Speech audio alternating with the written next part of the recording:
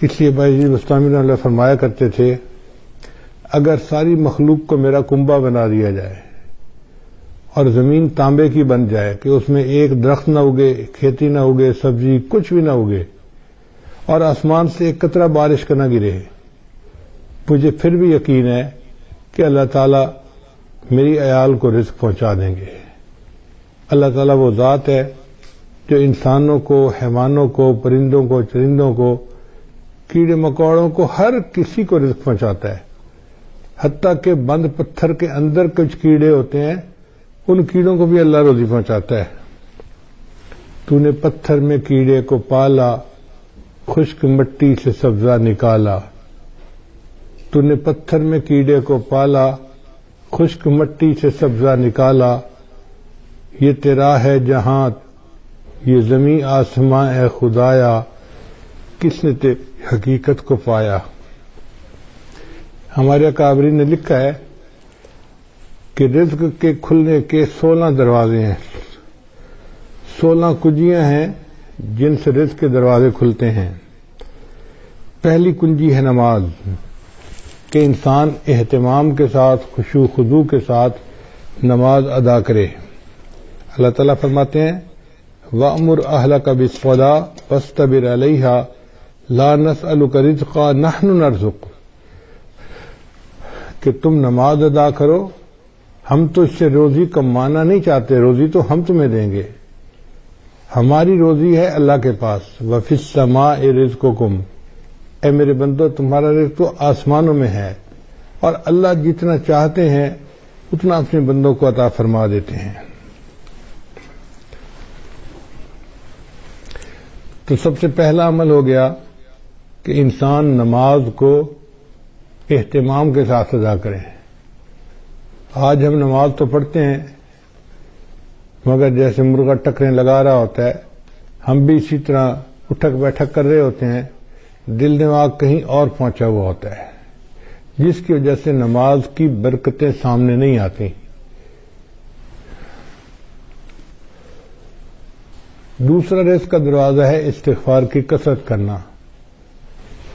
چنانچہ اللہ تعالی ارشاد فرماتے ہیں استغفروا ربکم انہ کان غفارا، اپنے رب کے سامنے استغفار کرو، اللہ گناہوں کو معاف کرنے والا ہے۔ اور حدیث پاک میں آتا ہے من استر من الاستغفار، جو بندہ استغفار کی کثرت کرتا ہے جعل اللہ لہ من کل ہم فرجا، اللہ تعالیٰ اس کے لیے ہر مشکل میں آسانی کر دیتا ہے، ومن ضیق فرجا، اور ہر مشکل کو آسان کر دیتا ہے، ورزقہ من حیث لا یحتسب، اور اسے ایسی طرف سے رزق دیتا ہے کہ جس کا اس کو گمان بھی نہیں ہوتا۔ تو گویا استغفار کے زیادہ کرنے سے اللہ تعالیٰ بندے کو رزق ایسی طرف سے دیتے ہیں جس کا اس کو گمان ہی نہیں ہوتا، اور اس کے رزق کی پریشانی کو دور کر دیتے ہیں۔ پھر تیسرا رزق کا دروازہ ہے اللہ کے راستے میں خرچ کرنا، اس کو کہتے ہیں انفاق فی سبیل اللہ۔ اس لیے کہ جو بندہ اللہ کے راستے میں خرچ کرتا ہے اللہ تعالیٰ اس کو واپس لوٹاتے ہیں۔ اللہ تعالیٰ فرماتے ہیں وما انفقتم من شیء فهو یخلفہ، تم اللہ کے راستے میں جو خرچ کرو گے وہ اللہ تمہیں اس کا بدلہ دے گا۔ ہم 1 روپیہ خرچ کرتے ہیں، اللہ ہمیں اس کے بدلے 10 عطا فرماتے ہیں، 20 عطا فرماتے ہیں، 70 عطا فرماتے ہیں، حتیٰ کہ کئی مرتبہ 1 کے بدلے 700 عطا فرماتے ہیں۔ لوگ کہتے ہیں جی کہ ہم کہاں سے پیسہ دیں، ہماری تو ضرورتیں پوری نہیں ہوتی۔ بھائی ضروری نہیں کہ انسان لاکھوں دے، جتنا بھی غریب آدمی ہے 5-10 روپے خرچ کرنا تو کوئی مشکل کام نہیں ہوتا۔ تو ہمیں چاہیے کہ ہم مسکینوں پہ، فقیروں میں خرچ کریں، یا مدارس کے جو طلباء ہیں ان کے لیے مطبخ میں خرچ کریں۔ چونکہ ہم اللہ کے راستے میں خرچ کریں گے تو اللہ تعالیٰ اس قرض حسنہ کو واپس لوٹا کر رہیں گے اور کئی گنا کر کے لوٹائیں گے۔ تو دیکھنے میں ہم 1 دے رہے ہوں گے اور دوسری طرف سے 10 ہماری جیب میں واپس آ رہے ہوں گے، مگر یہ نفع کا کاروبار ہر بندے کو کرنا نہیں آتا، لوگ پریشان ہو جاتے ہیں۔ تو پہلا دروازہ تھا نماز کو اہتمام کے ساتھ ادا کرنا، دوسرا دروازہ تھا استغفار کی کثرت کرنا، تیسرا دروازہ تھا کہ اللہ کے راستے میں اپنے مال کو خرچ کرنا، اور چوتھا دروازہ ہے دین کے لیے ہجرت کرنا۔ جیسے بعض لوگ سعودی عرب چلے جاتے ہیں یا ایک شہر سے دوسرے شہر چلے جاتے ہیں تو ان کے کام کاروبار میں برکت آ جاتی ہے، لیکن جن لوگوں کو اللہ نے وطن کی روزی دی ہوئی ہے وہ خوش نصیب ہیں، وہ اللہ کی اس نعمت کا شکر ادا کریں۔ ہر بندے کو یہ نعمت نصیب نہیں ہوتی۔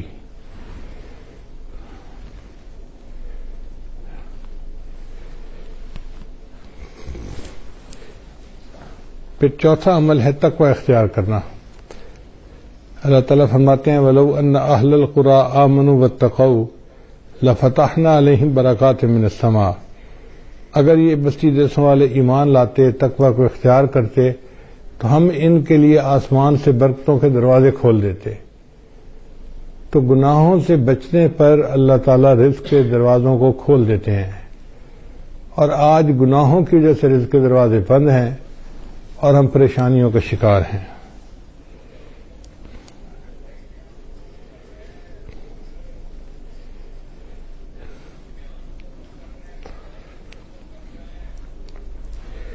پھر پانچواں عمل جو رزق کے دروازے کھولتا ہے وہ ہے عبادت کی کثرت کرنا۔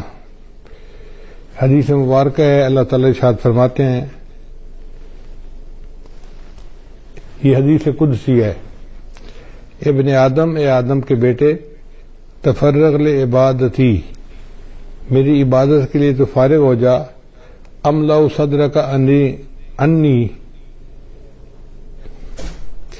واسد فقرک، املا صدرک غنن، میں تیرے سینے کو غنا سے بھر دوں گا اور تیرے فقر کو ختم کر دوں گا۔ تو دیکھیں عبادت کرنے سے اللہ تعالیٰ سینے میں بے نیازی ڈال دیتے ہیں اور بندے کے فقر کو ختم کر دیتے ہیں۔ اس لیے اللہ کا ذکر کثرت سے کرنا، قرآن پاک کی تلاوت کرنا، نیکی کرنا، یہ انسان کے رزق میں برکت کا دروازہ ہے۔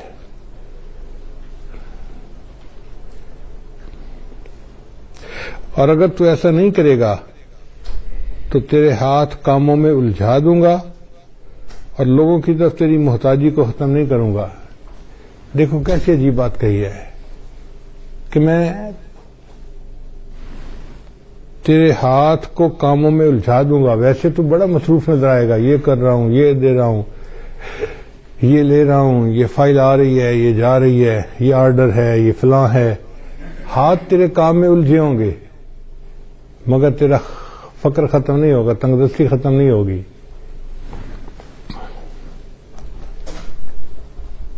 اور چھٹا عمل جس سے رزق کے دروازے کھلتے ہیں وہ ہے حج اور عمرے کی کثرت کرنا۔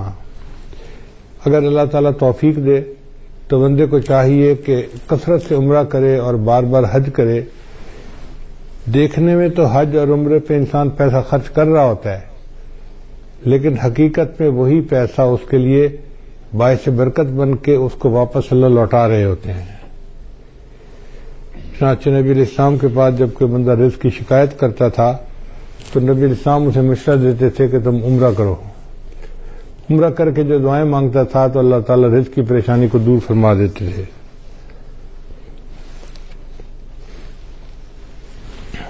ساتواں عمل جس سے رزق کے دروازے کھلتے ہیں اس کو کہتے ہیں صلہ رحمی۔ صلہ رحمی کا مطلب یہ ہے کہ جن کے ساتھ خونی رشتے ہوتے ہیں ان کے ساتھ محبت کا تعلق رکھنا، ان کے ساتھ پیار محبت کا ریلیشن رکھنا اور غم خوشی میں ان کے ساتھ رہنا، اس کو صلہ رحمی کہتے ہیں۔ چنانچہ جو بندہ صلہ رحمی کرتا ہے اللہ تعالیٰ اس کو دو نعمتیں عطا فرماتے ہیں۔ حدیث پاک میں ہے من احب ان یزاد فی عمرہ، جو بندہ اس بات کو پسند کرتا ہے کہ اس کی عمر کے اندر زیادتی ہو، یعنی لمبی عمر ہو، فیزاد فی رزقہ، اور اس کے رزق میں زیادتی ہو، برکت ہو، فَلْيَصِلْ رَحِمَهُ، اس کو چاہیے کہ صلہ رحمی کو زیادہ کرے۔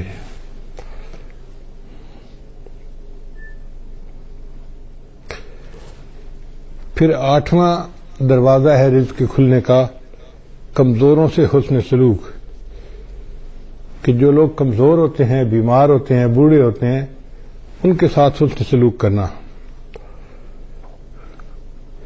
حدیث مبارکہ میں آتا ہے کہ تمہیں اپنے کمزور اور ضعیف لوگوں کی وجہ سے نصرت ملتی ہے۔ اللہ تعالیٰ قرآن مجید میں فرماتے ہیں وَلَوْ يُؤَاخِذُ اللَّهُ النَّاسَ بِمَا كَسَبُوا، اگر اللہ تعالیٰ پکڑ لیتا انسانوں کو جو عمل وہ کرتے ہیں، مَا تَرَكَ عَلَى ظَهْرِهَا مِن دَابَّةٍ، تو زمین کی سطح کے اوپر کوئی ایک بھی جاندار باقی نہ بچتا۔ اگر اللہ پکڑنے پہ آتا نا جو تم اعمال کرتے ہو تو کوئی انسان نہ بچتا، کوئی جانور نہ بچتا، زمین کے اوپر کچھ بچتا ہی نہ۔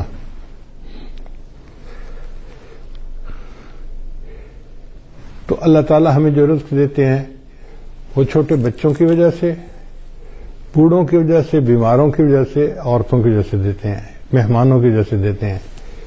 لہذا ان کو بوجھ نہیں سمجھنا چاہیے، بلکہ ان کی وجہ سے ہمیں رزق ملتا ہے، ہر وقت ذہن میں یہ رکھنا چاہیے۔ رزق کا 9واں دروازہ جس سے کہ انسان کا رزق کھلتا ہے اس کو توکل کہتے ہیں۔ توکل کا مطلب یہ ہے کہ انسان اللہ پر امید رکھے، اپنی طرف سے کوشش کرے اور نتیجہ اللہ پہ چھوڑ دے۔ وَمَن يَتَوَكَّلْ عَلَى اللَّهِ فَهُوَ حَسْبُهُ، جو اللہ پر توکل کرتا ہے اللہ اس کے لیے کافی ہو جاتا ہے۔ حدیث مبارکہ میں آئے لو انکم توکلون علی اللہ حق توکلہ، اگر تم توکل کرتے جیسے کہ اللہ پہ توکل کرنی چاہیے، لرزقکم کما یرزق الطیور، تو اللہ تعالیٰ تمہیں اس طرح رزق پہنچاتے جس طرح اللہ تعالیٰ پرندوں کو رزق پہنچاتے ہیں۔ وہ صبح اپنے گھونسلے سے خالی پیٹ نکلتے ہیں اور شام کو اپنے گھونسلے میں پیٹ بھرے واپس آتے ہیں۔ انسان کا معاملہ الٹ ہے، بیچارہ گھر سے پیٹ بھر کے نکلتا ہے اور شام کو خالی پیٹ گھر واپس آتا ہے۔ اور پرندوں کا معاملہ دیکھو کہ وہ خالی پیٹ گھر سے نکلتے ہیں اور اللہ ان کو پیٹ بھر کے رات کو واپس گھر پہنچاتے ہیں، جبکہ پرندے اپنے لیے کوئی چیز جمع بھی نہیں کر سکتے۔ کوئی پرندہ آپ نے ایسا نہیں دیکھا ہوگا جو سال کی روزی جمع کر لے، انسان جمع بھی کر لیتا ہے، پھر اس کا یہ حال ہے۔ اور پھر جانوروں کا رزق بھی بہت ہوتا ہے۔ آپ اگر غور کریں تو ایک ہاتھی دن میں کتنا چارہ کھاتا ہوگا، ہمارے حساب سے منوں کے حساب سے، ٹنوں کے حساب سے کھاتا ہوگا، اس کا وزن ہی اتنا ہے۔ اور ہم نے جہاں بھی جنگل میں ہاتھی دیکھا اس کو ہر وقت چرتے ہوئے دیکھا۔ تو جو ٹنوں کے حساب سے کھانا کھاتے ہیں ان کے پیٹ اللہ بھر دیتے ہیں، اور انسان بیچارہ کتنا کھا لیتا ہے، بڑے سے بڑا پہلوان ہو تو 2 روٹی، اس سے پیٹ بھر جاتا ہے بندے کا۔ تیسری روٹی دیں بھی صحیح نا تو کہتے ہیں نا جی پیٹ بھر گیا۔ تو ہمارا پیٹ بھی چھوٹا ہے اور ہم گھر سے پیٹ بھرے نکلتے ہیں اور رات کو خالی پیٹ واپس آتے ہیں۔ بہتر ہے کہ ہم اللہ تعالیٰ کے اوپر توکل کریں تو پھر دیکھیں کہ اس کی برکتیں کتنی ہوں گی۔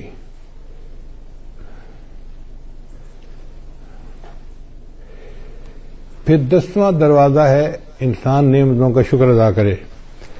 اللہ تعالیٰ فرماتے ہیں لئن شکرتم لازیدنکم، اگر تم شکر ادا کرو گے ہم اپنی نعمتیں تم پر اور زیادہ کریں گے۔ آپ دیکھیں ہمارے اوپر اللہ کی کتنی نعمتیں ہیں، ہم تو شکر بھی ادا نہیں کر سکتے۔ الحمدللہ ثم الحمدللہ کہ گھروں میں کھانا کھانے بیٹھتے ہیں تو 1 سالن 2 سالن تو معمول کی بات ہے۔ کبھی گوشت پکا ہوتا ہے، کبھی دال پکی ہوتی ہے، کبھی روٹی بنی ہوتی ہے، کبھی چاول بنے ہوتے ہیں۔ اب 2 قسم کے کھانے پڑے ہوتے ہیں، حالانکہ کھانا تو ایک بھی مل جاتا تو بہت تھا، مگر یہ اللہ کی نعمت ہے نا کہ اللہ کئی قسم کے کھانے دیتے ہیں۔ اور پھر یہ نہیں کہ کھانے ہی ہمیں ملتے ہیں، کھانے کے علاوہ وافر کھانے ہوتے ہیں۔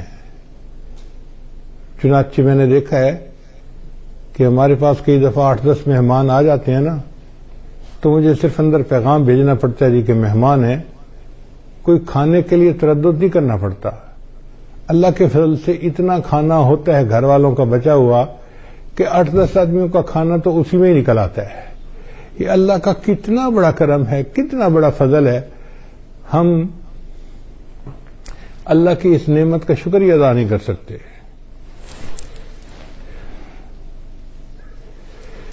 ابن عطا اسکندری رحمۃ اللہ فرمایا کرتے تھے، ملم یشکر النعمہ فقد تعرض لزوالها، کہ جس نے نعمت کا شکر ادا نہیں کیا اس نے نعمت کو اب زوال کے لیے پیش کر دیا کہ اللہ مجھے یہ نعمت نہیں چاہیے. ومن شکرہا، اور جس نے نعمت کا شکر ادا کیا، فقد قید بعقالها، اس نے نعمت کو نکیل کے ذریعے سے پکڑ لیا، باندھ لیا اپنے پاس. یعنی جو نعمت ملتی ہے اور بندہ اس کے اوپر شکر ادا کرتا ہے، پھر وہ نعمت اللہ اس سے واپس نہیں لیتے بلکہ اس نعمت میں اور برکت عطا فرما دیتے ہیں. پھر 11واں دروازہ کہ جب بھی مرد اپنے گھر میں داخل ہو مسکراتے چہرے کے ساتھ داخل ہو اور اہل خانہ کو سلام کرے. حدیث مبارکہ میں ہے، سیدہ صدیقہ نے فرماتی ہیں کہ نبی صلی اللہ علیہ وسلم جب بھی گھر تشریف لاتے تھے تو مسکراتے چہرے کے ساتھ آتے تھے اور اہل خانہ کو سلام کیا کرتے تھے. یہ اہل خانہ کو سلام کرنا رزق کی برکت کا ذریعہ ہے. چنانچہ حدیث پاک میں ہے، ثلاثۃ کلہم ضامن اللہ، 3 بندے ہیں جن کا اللہ کے اوپر ضمانت ہے، یعنی اللہ ان کو رزق پہنچاتا ہے. ان عاش رزقا، اگر وہ زندہ رہے گا تو اللہ روزی عطا فرمائے گا، وکفا، اور روزی ان کے لیے کافی ہوگی. اور ان مات، اور اگر وہ مر جائے گا، داخل الجنہ، تو جنت میں اللہ ان کو داخل کر دے گا. یہ کون 3 بندے ہیں؟ ان میں سے ایک بندہ ہے رجل، وہ بندہ داخلہ بیتہ، جو اپنے گھر کے اندر داخل ہو بسلام، اور گھر والوں کو سلام کرے، فہو ضامن اللہ، وہ اللہ کے ضمانت میں آ جاتا ہے. اب یہ کتنا آسان کام ہے، مگر بہت سارے لوگ ہیں جو گھروں میں داخل ہوتے ہیں تو ان کو سلام کرنا یاد ہی نہیں ہوتا، بس باتوں میں لگ جاتے ہیں. مسکرائیں گے، بیوی سے پوچھیں گے تیرا کیا حال ہے، بچوں سے پوچھیں گے تم کیسے ہو، مگر سلام کرنا ان کو یاد نہیں ہوتا. پھر 12واں عمل والدین کی فرمانبرداری. چنانچہ ہمارے بزرگوں نے لکھا ہے کہ 5 چیزوں سے رزق میں برکت ہوتی ہے. ایک، جو بندہ صدقہ فرمانبرداری کرے، دوسرا صلہ رحمی کرے، تیسرا جہاد کرے، چوتھا ہمیشہ باوضو رکھے، اور 5واں والدین کی فرمانبرداری کرے. والدین کے فرمانبردار کو اللہ تعالیٰ رزق کی پریشانی میں نہیں ڈالتے، اس لیے ان کی خدمت کر کے ان کی دعائیں لینی چاہیے تاکہ اللہ تعالیٰ کی طرف سے برکتیں اور رحمتیں شامل حال ہو جائیں. 13واں دروازہ رزق کا ہے دوام طہارہ، یعنی مستقل وضو کی زندگی گزارنا. اگر انسان عادت بنا لے تو وہ باوضو ہر وقت رہ سکتا ہے. جیسے ہمیں ہر وقت بے وضو رہنے کی عادت ہے، اس کو بدل لیں تو ہر وقت باوضو رہنے کی عادت ہو جائے گی. جب وضو ٹوٹے دوبارہ پھر وضو کر لیں. ہمارے اسی شہر میں ایک جگہ ایک گھرانہ ہے جو امام ربانی مجدد ثانی رحمۃ اللہ کے اولاد میں سے ہیں. تو بہت سال پہلے کی بات ہے، کوئی 30 سال پہلے کی بات ہے، مجھے خیال آیا کہ جا کے ان سے صرف اللہ کے لیے ملاقات کروں. تو میں ان کے ہاں گیا، ملاقات ہوئی. ہم جب پہنچے تو بس مغرب کے وقت میں کوئی 5 ہی منٹ باقی تھے. سلام دعا ہوئی. انہوں نے کہا جی کہ یہاں سے مسجد دور ہے تو ہمیں گھر میں ہی نماز پڑھنی پڑے گی. ہم نے کہا ٹھیک ہے. ان کے بچے گراؤنڈ کے اندر فٹ بال کھیل رہے تھے، کوئی 10-12 بچے ہوں گے چھوٹے بڑے. خوب ہنگامہ تھا، جیسے 2 ٹیموں کا میچ ہو رہا ہوتا ہے. لو جی ہم کھڑے ہو گئے مصلی پہ جماعت کے لیے.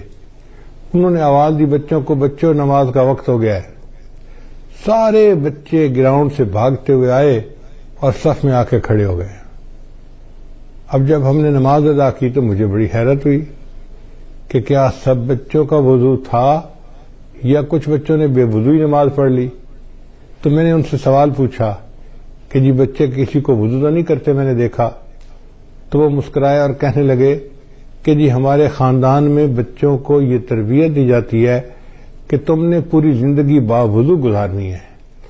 ہمارے گھر کے چھوٹے بڑے جس بندے کو آپ دیکھیں گے جب بھی دیکھیں گے ہمیشہ باوضو دیکھیں گے. اگر وضو ٹوٹے گا تو دوبارہ اسی وقت وہ پھر وضو کر لیں گے.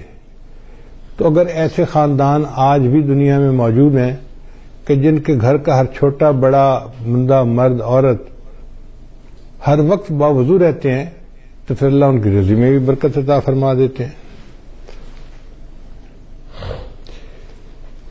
پھر 12واں عمل ہے 14واں عمل ہے چاشت کی نماز پڑھنا.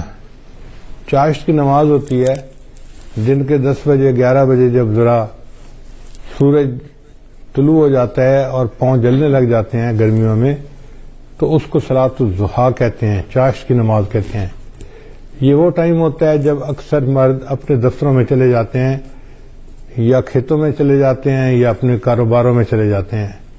اس وقت جو عورتیں اپنے خامدوں کو کاروبار پہ بھیج کے پیچھے مصلے پہ بیٹھتی ہیں اور نفل پڑھتی ہیں اس میں اللہ نے رزق کی برکت رکھی ہے. اب کتنی عورتیں ہیں جو رزق میں کمی کے شکوے تو کرتی ہیں لیکن وہ چاشت کی نماز نہیں پڑھتی کہ محنت کرنے کے لیے تو میرا خامد نکل گیا, پسینہ تو وہ بہائے گا.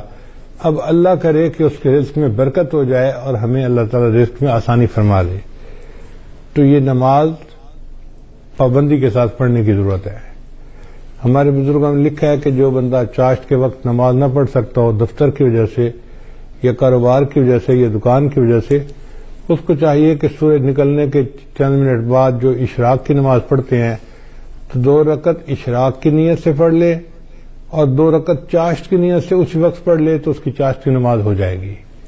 تو معمول بنا لینا چاہیے کہ چاشت کی نماز دفتر جانے سے پہلے پڑھ کے ہی جائیں. پھر 15واں عمل جس سے انسان اللہ تعالیٰ رزق کے دروازے کھولتے ہیں وہ ہے سورہ واقعہ کو پابندی کے ساتھ پڑھنا. حدیث مبارکہ میں آتا ہے من قرأ سورۃ الواقعۃ کل لیلۃ, جس نے ہر رات میں سورہ واقعہ کو پڑھا لم تصب فاقۃ ابدا, اس کو کبھی فاقہ نہیں پہنچتا. عبداللہ بن مسعود رضی اللہ عنہ ایک بڑے مفتی قسم کے صحابی تھے, وہ بیمار ہو گئے. حضرت عثمان غنی امیر المومنین تھے, وہ ان کو ملنے کے لیے آئے. اللہ تعالی نے عثمان غنی رضی اللہ عنہ کو مال پیسہ بھی بہت دیا تھا تو انہوں نے بات چھیڑی اور بات کرتے ہوئے کہا کہ عبداللہ بن مسعود آپ کی بیٹیاں ہی بیٹیاں ہیں, بیٹا کوئی نہیں.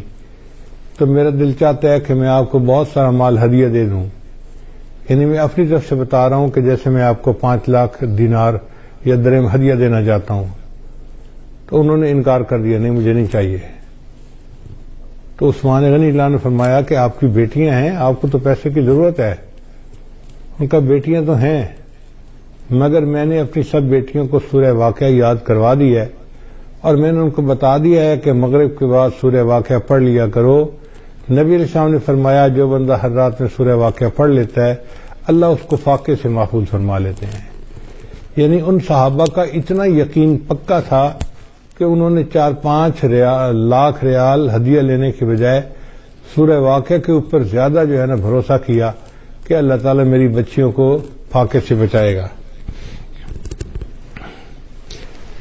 پھر 16واں عمل ہے دعا کرنا. تو ہمیں چاہیے کہ ہم رزق کی برکت کے لیے دعا بھی کریں.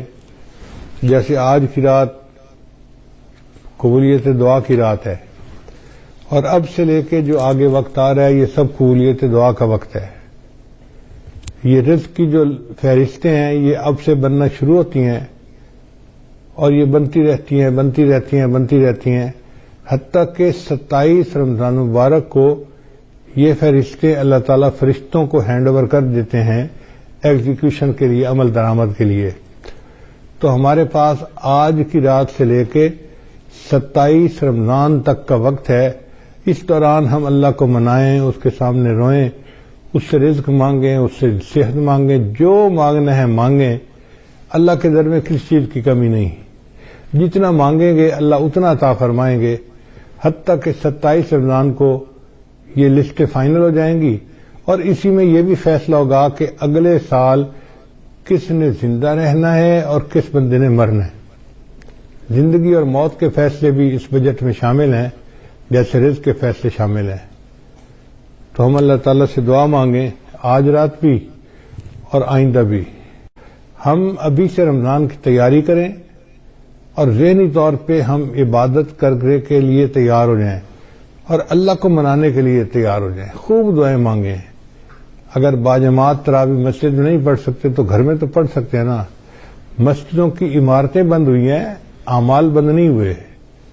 اعمال تو ہم کر سکتے ہیں، تو ہم تلاوت کریں، نمازیں پڑھیں، گھر کے اندر مجالس کریں اور اللہ تعالی سے دعائیں کریں خوب ڈٹ کے. جتنا مانگیں گے اتنا ہی اللہ تعالی ہمیں عطا فرما دیں گے. تو یہ 16 دروازے ہیں رزق کے کھلنے کے.